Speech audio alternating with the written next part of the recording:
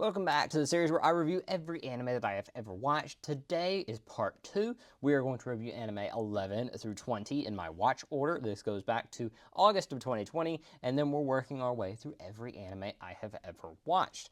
If you missed the last video and you'd like to go back and watch it, I do have a playlist on the channel.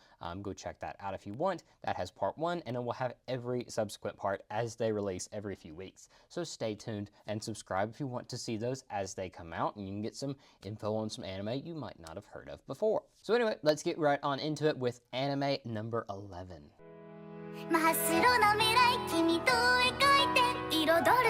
Comic Girls.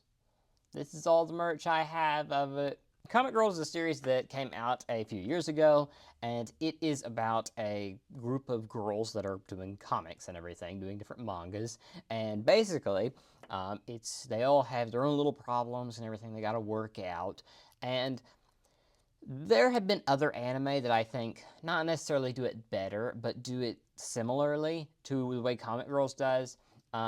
The main character here, she really struggles because she's very shy. There's a great scene to where she finds a little cat and she's like, "Oh, you're so pathetic, you're just like me." I love that because it's very heartfelt when they do something like that. So I really like this character and I think she's really great. And this anime is really good because while I don't think it's necessarily something that is, you're not going to remember every single scene in the show. You're not going to remember certain, like, the way that the story went. But you're definitely going to remember how you felt watching Comic Girls. Because throughout the series, you root for her in a way to where you kind of relate to her. It's where she does have passions, and there is stuff holding her back. A lot of it being, she mentally cannot get over some challenges in her life. And being able to root for her as a character to where you're like, I just want her to do her best. It makes me root for her, it makes the audience root for her, and I really, really loved this anime. Great series altogether. 9 out of 10.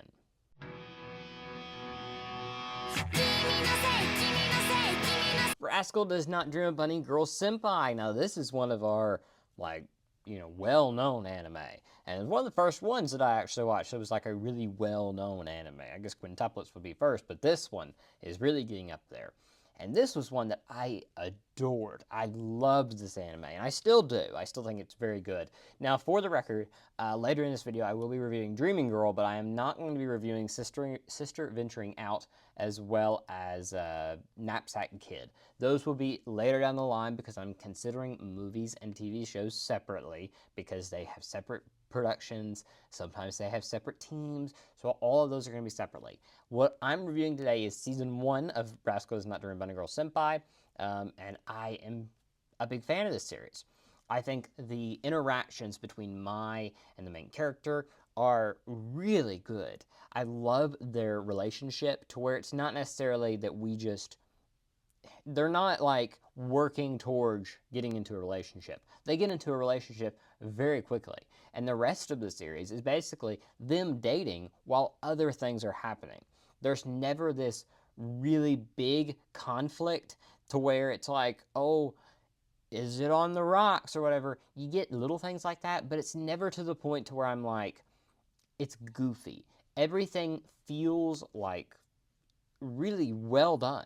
It's all well thought out. The different arcs of the series, it's because it's based on a light novel, so it actually covers the first, I think, 5 or 6 in the anime, and as well as the movies cover 1 apiece. But every arc really is well done, because every time we get to a different girl or a different character, they are really, well built out. They develop their character very well. You root for all of them, and they're all kind of unique in their own ways. Yes, some of them they're like, well, we kind of know how to solve this because we dealt with this problem before, but not always. And I really like that. And actually, saying that you can solve it based on a previous thing is great because then the story feels more connected, and I like it a lot. As for merch for the series, I do have this Mai here. It is probably the worst bunny girl that I have, unfortunately. The bunny girl senpai gets the worst bunny girl. What do you know? As for ranking the series, I'm going to give it a 9 out of 10. I think it's very, very good. I do think the movie is better. We'll talk about that here in a moment. That's kind of why I'm cutting this off. But I do think the movie is a little bit better. I think the series is well done, though. And I'm looking forward to seeing what Rascal Does Not Dream of Santa Claus, coming out very soon, has to offer. So whenever I got done finished watching Rascal Does Not Dream of Santa Claus Senpai, I didn't know how to watch the movie at first. So I decided to watch Anime Yell here, and this is the only thing I've got. A few of these, all I have is a little keychain. But this is so cute. So this is an anime I adore. I love this anime. So this is an anime about this girl here, and she decides to start up a cheerleading team because she thinks it'll be fun. And this is one of many, many, many anime like this, to where pretty much the entire premise is girl discovers some niche hobby, or in this case a sport, and she decides, I want to do that. And the entire anime is based off of that. I love anime like that. And this one is one of my favorites. It's one of the first ones that did have this concept, and I adore it. The characters are, they're cute, and you just love their interactions and whatever. One of my favorite jokes is that she didn't really understand that the word, it was cheer and not chair. And that is hilarious to me. Sure, it's not an anime you're going to have deep philosophical conversations about, but it is something you're going to have a great time with, or at least I did. I loved this series. While it's not perfect and it is a little bit forgettable, I liked it. I'm going to give it a high 7.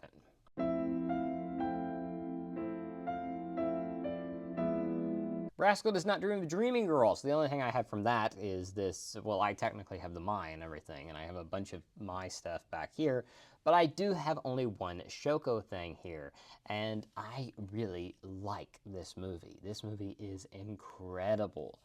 So this movie is basically a direct sequel to the events of the Bunny Girl Senpai series, and it is so good. Spoiler, for a long time from now, when we review the other two movies, and we eventually review Santa Claus, I think this is the peak moment in the Bunny Girl Senpai franchise. I love this story. I love the interactions between not only our main character and Shoko, but I love the interactions between the main character and Mai. I think this is the best him and Mai are in the entire series. I think their relationship is the best it's ever been. I think the emotion that comes across in this movie is fantastic. And I think this arc showed, and this movie showed, that this series could really work well as a bunch of separate movies. Obviously, they didn't do that. They did 3 of them as movies. But this movie covering 2 separate arcs, it really worked. And it was really, really enjoyable. I think this is the best the franchise has ever been. While I don't think it's a 10 out of 10 because I'm saving that for other series, I do think it's an easy 9.5 and one of the best ones we've talked about so far.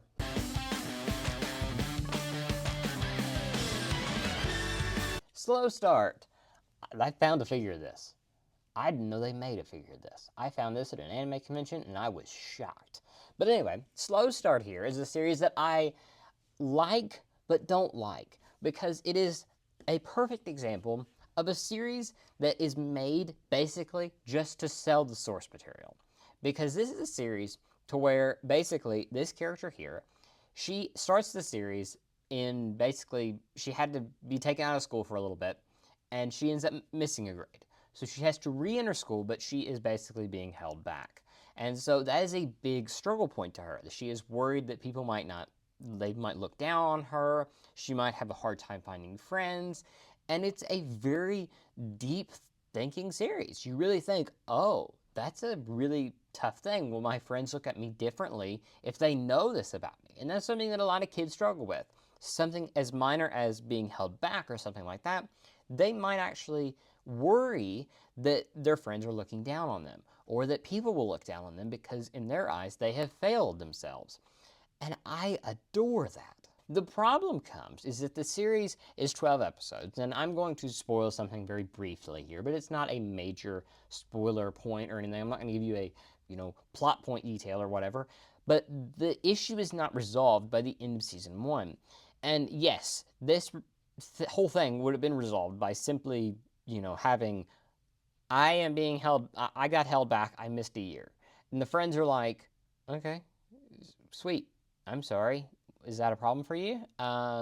You're still cool. We're still friends because that's not an issue. And we could have moved on. It would have been a great finale to the series. But because the series, that is not where the revelation or the reveal is in the source material, we just don't get it. And this is a series that the creators knew it wouldn't get a second season. It's just not an anime. It's going to get a second season, so we just never get that. And it's left the series as being this very empty series, to where yes, there's a lot of like good content in it, but whenever you get to the end, you're left feeling like that's it. And to me, that is one of the worst feelings. I love a good bookend to a season. That way, if you don't get more, it's not an issue. With this, they left it completely wide open to where it just doesn't feel complete, and that leaves me feeling incomplete whenever I watch the series. High 6.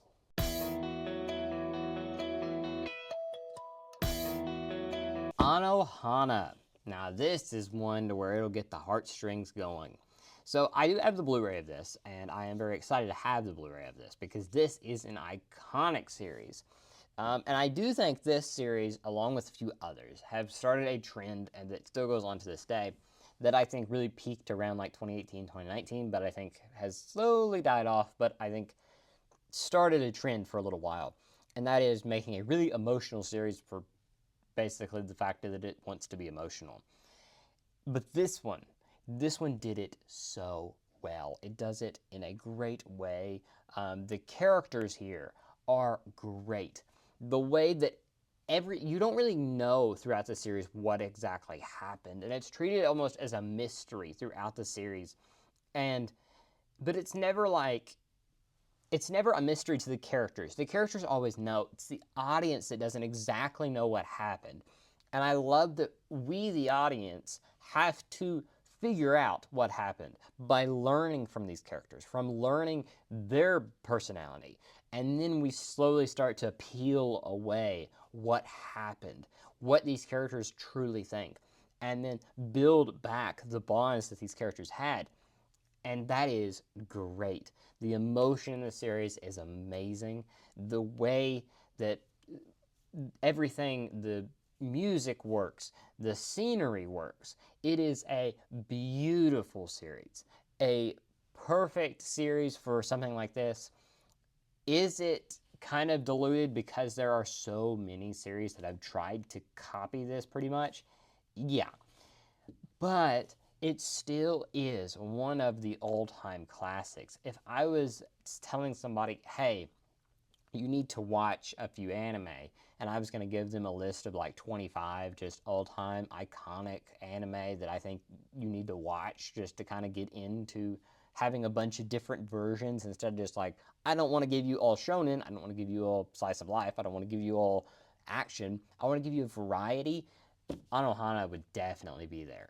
An easy 9.5. I'm saving those 10s because I don't want to give just a 10, 10, 10, 10, 10, because we're going to give it 10 here in a minute. But it's very close. It's very, very close. It is an amazing series with a movie that really didn't need to happen, but we'll talk about that on another day.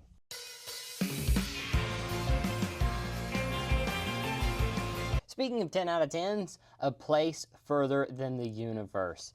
This is, and will be, on this list here that we're going to have right here. I'm going to give you a list here in the end here. It is going to be on the top of that list for a long time, because this is one of my favorite anime of all time.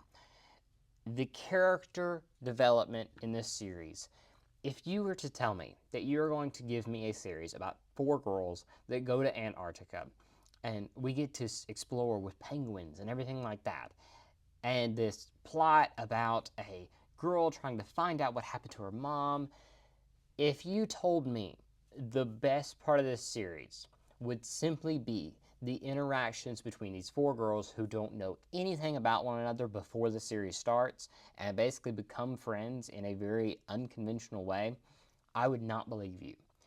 But the character dynamic between these characters and the development of all four of these characters is so good.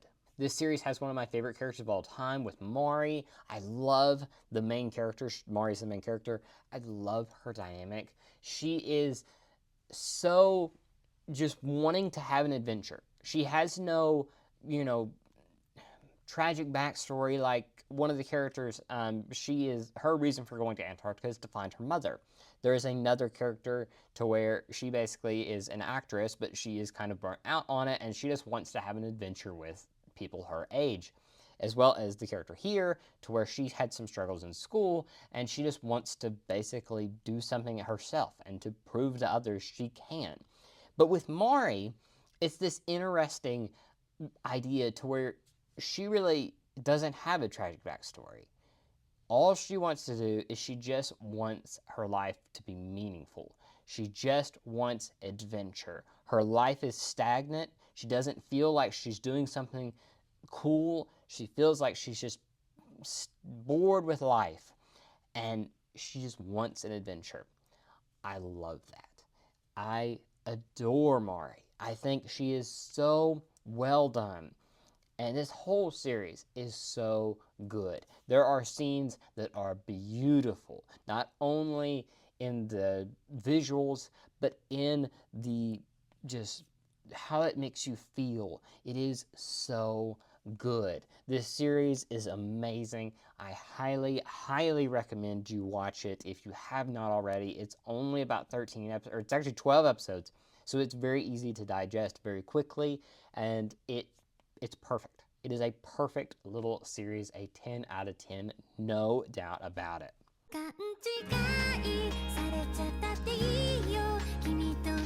Teasing Master Takia-san.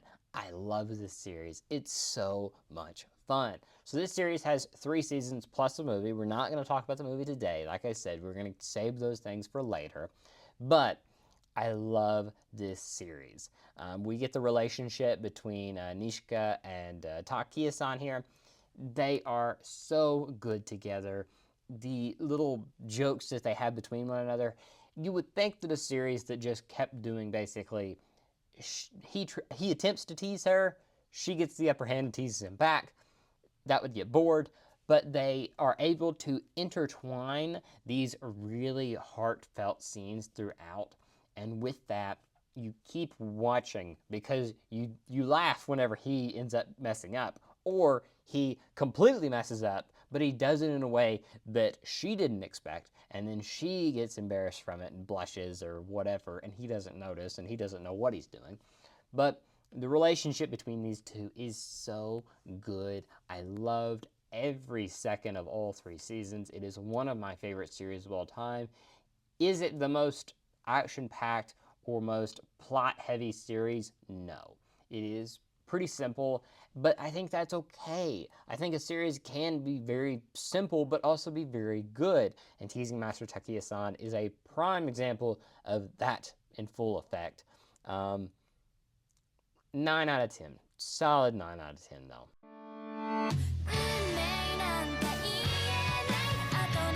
Oh boy, we're there.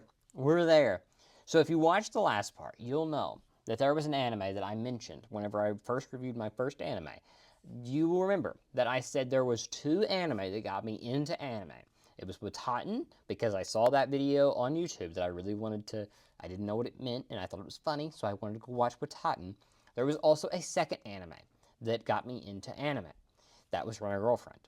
So I will briefly explain here.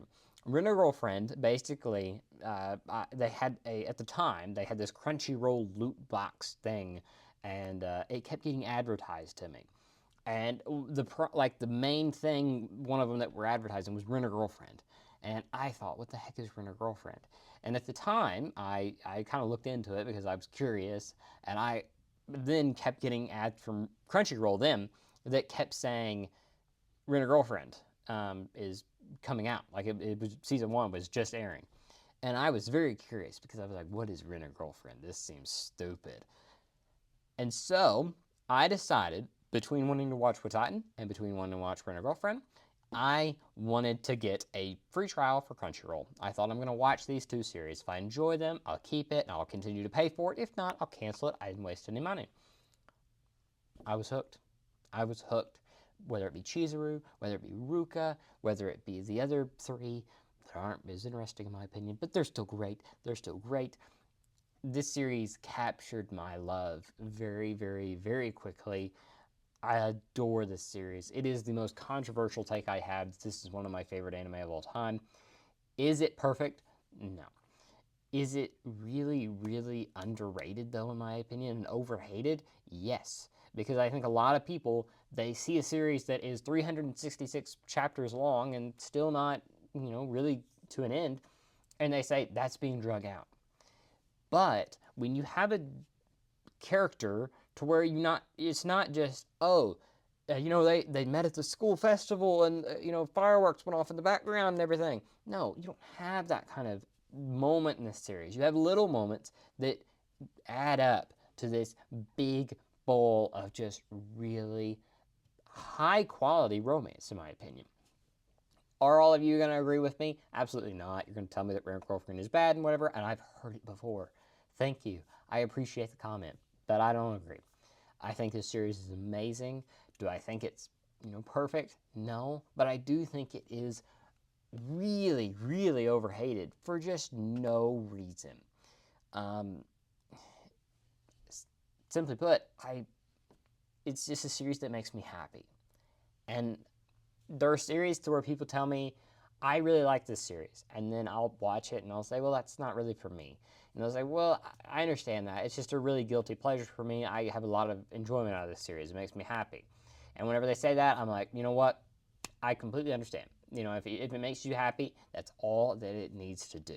Don't let anyone else judge you for it. And for me, Rent-A-Girlfriend makes me really happy. Seeing a new chapter every week, seeing a new Chizuru figure come out, makes me really, really happy. You've probably noticed, I've reviewed a lot of Chizuru figures on this channel. I will review many, many more on this channel. But it is a series that I just love so, so much. 9 out of 10. And I'm excited for season 4.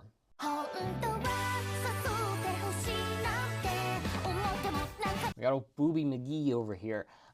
So this one I'm kind of cheating on because I've actually not watched season 2. So I'm only going to review season 1. And is that, me being not as professional as I should be? Should I have went back and watched season 2? Maybe. This is a series that I just really never could get into. And not necessarily because I thought it was bad. It's just not for me. And maybe if I went back, I did this with Umaru-chan. I didn't like Umaru season 1. I went back a few years later and watched season 2, and I had a lot of enjoyment out of it.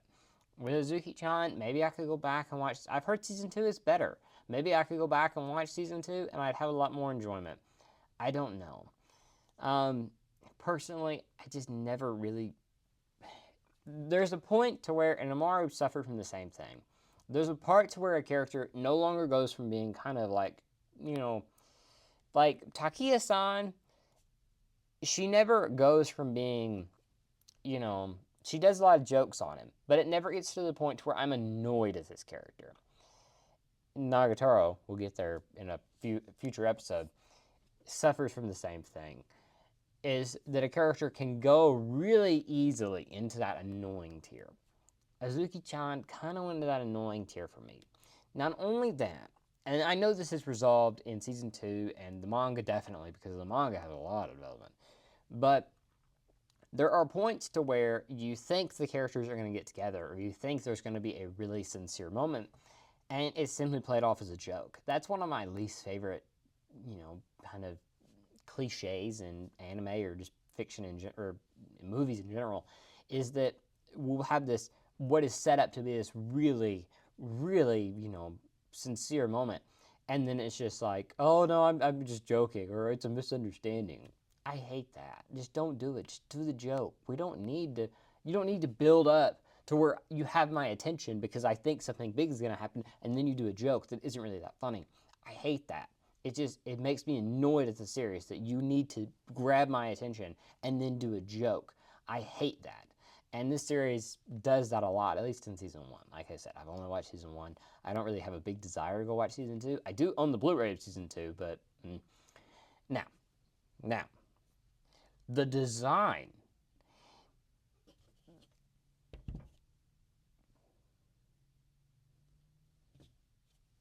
10 out of 10.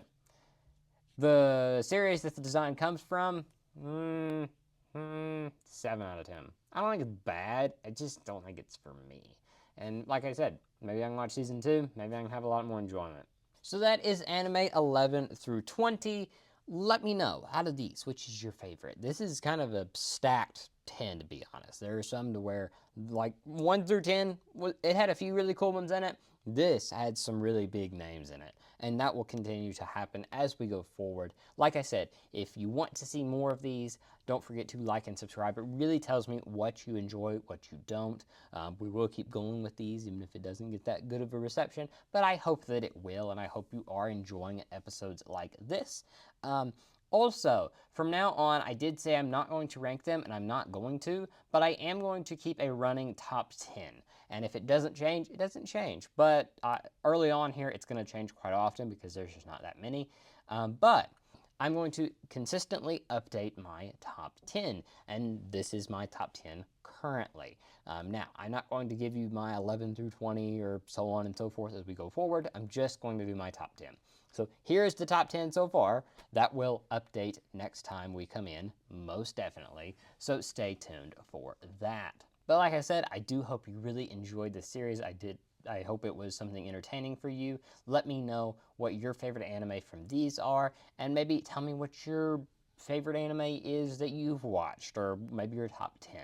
But anyway, thank you so much for watching. I will talk to you guys very soon with more videos like this, and unboxings, and whatever else we can come up with. But until then, I'll talk to you guys later. Bye.